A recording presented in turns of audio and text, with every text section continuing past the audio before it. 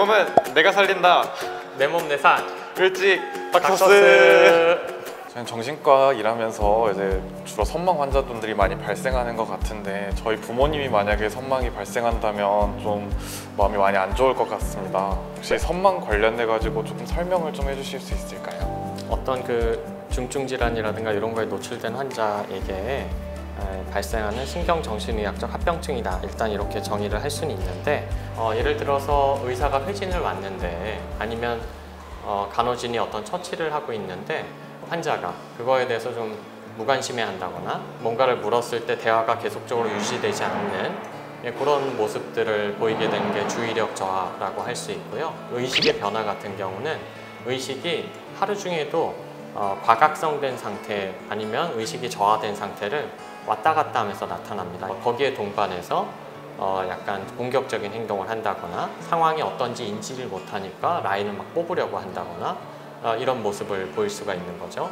그리고 인지저하가 발생해서 지금 여기가 어딘지 내가 어떤 치료를 받고 있는지 이런 것을 이제 잘 모르게 되는 경우가 많은데 그러한 어떤 인지저하 증상도 사실은 하루 중에 낮에는 갑자기 인지가 좀 돌아와서 의사소통도 가능하고 상황도 알고 있다가 또 어느 순간이 되면 또 그런 것을 모르게 되고 이런 악화와 완화가 변동성을 보이면서 나타나는 그런 특징을 갖고 있습니다. 네.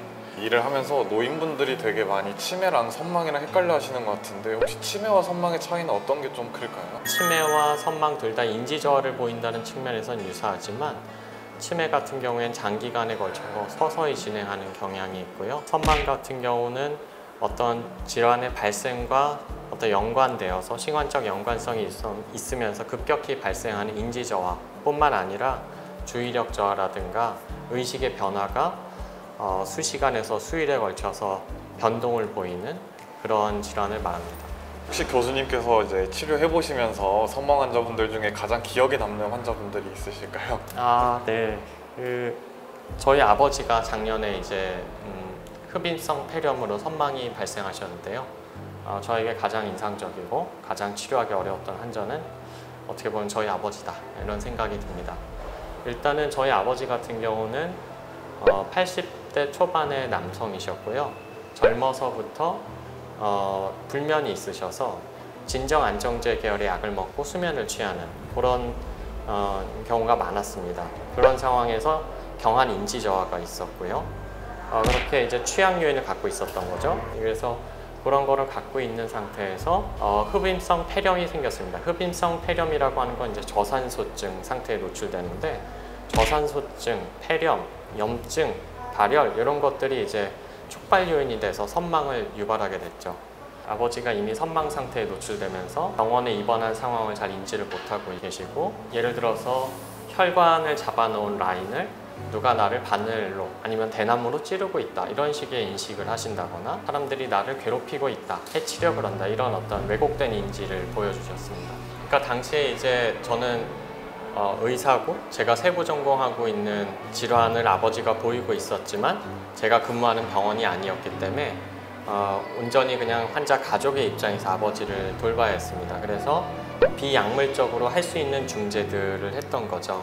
그럼 이 경험, 제가 아버지의 선망을 겪었던 경험을 바탕으로 그리고 또 의학적으로 근거가 있다고 알려진 비약물적인 중재들에 대해서 알려드리겠습니다. 먼저 진압력을 제공해야 됩니다. 여기가 어딘지, 현재 의학적으로 어떤 상태인지, 왜 입원했는지를 알려드려야 되는 거고요. 그러고 나서 누워있기보다는 앉아있게 해야 됩니다. 앉아서 상황을 이제 파악할 수 있게 해야 되는 거죠.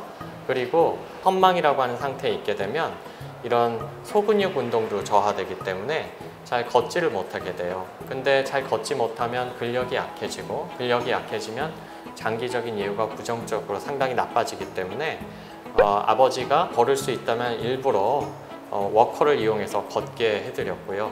그리고 걸을 수 없는 상태에서는 누워있는 상태에서 관절 운동을 시켜드렸습니다. 그래서 근육이 위축되지 않게 했고요. 근데 실제로 이런 재활치료는 선망을 빨리 회복시키는 데 강력한 근거가 있는 치유적인 행위이고요. 그러고 나서 실제로 아버지가 탈수되고 있지는 않은지, 영양결핍은 없는지, 그리고 감염된 부위가 없는지, 감염이 사실 누워있다 보면 많이 생기거든요. 그래서 감염이 있지 않은지를 열심히 살폈고요. 그런 과정을 통해서 아버지의 어떤 선망 회복을 하는데 도움을 드렸습니다.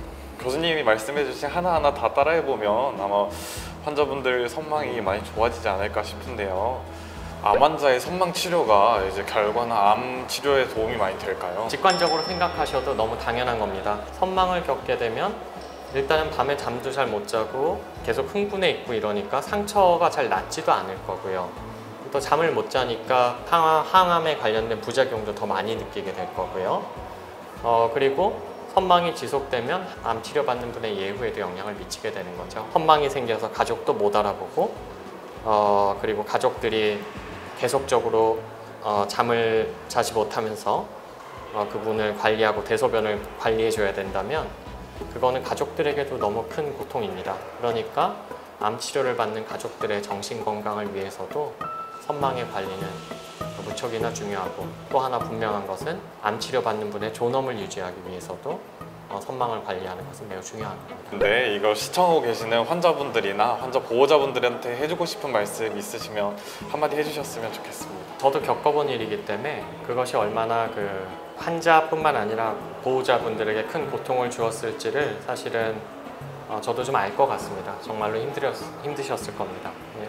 하지만 이러한 상태는 적절한 의학적인 관리를 한다면 완전한 호전은 아니지만 환자가 너무 불안 초조해하고 못 자고 그러면서 보호자들이 고통받는 그런 상황을 개선시킬 수 있습니다. 선망을 관리하게 된다면 암 치료의 예후에도 좋고 환자와 가족의 고통도 줄어들게 할 수 있으니까요. 그냥 지켜보고 참지 마시고 병원에 오셔서 진료를 받아보시면 좋을 것 같습니다. 감사합니다.